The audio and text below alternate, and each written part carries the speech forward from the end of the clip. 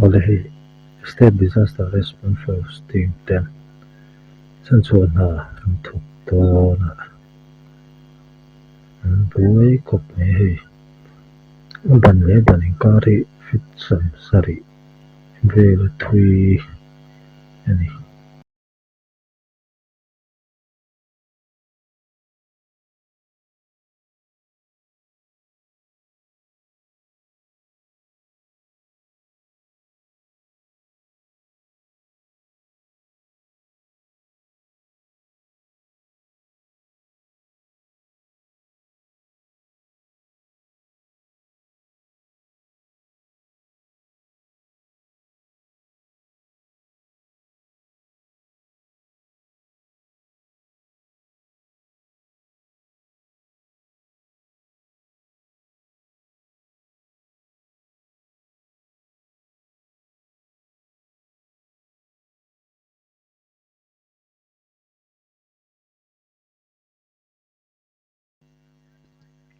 a chho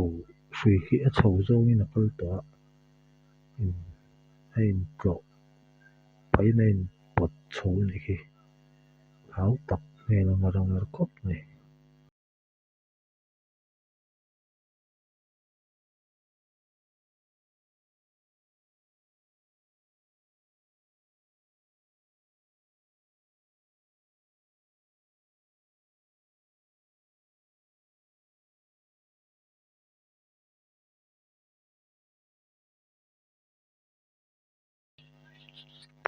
a ban hi fit zathum chuang sang ani a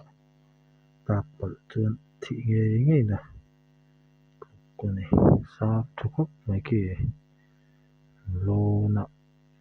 a in khai phei a pakhat a in khai phei ve leh dawn ani mi pahnih in chan chuan ha an thawk dawn ani khi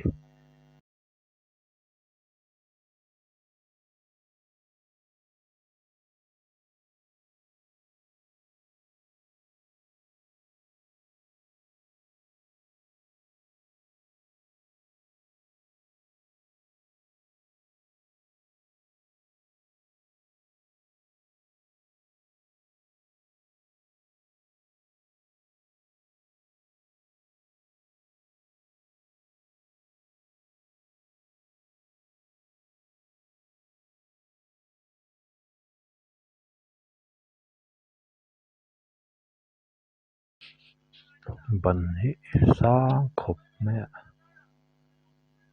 a khu taku stretcher sa liam tur hlan thlak na tur an pot chho ve leh dawn ani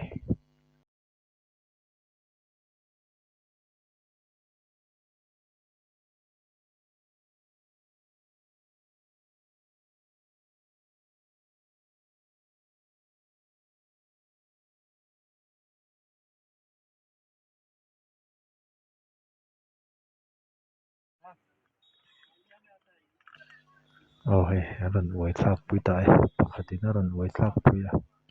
pakhat inchung lam atangin a rawn khai thla ani khi taki a rawn khai thla zel e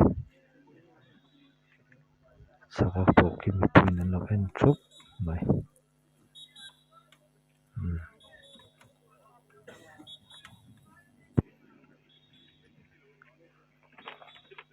saw a rawn khai thla zel e stretcher sah sawn hliam tuara kha a awm a ka awmna lampang hi a rem vak lo a thlalak so hnuai saw National Disaster Response Force Team te leh State Disaster Response Force Team 10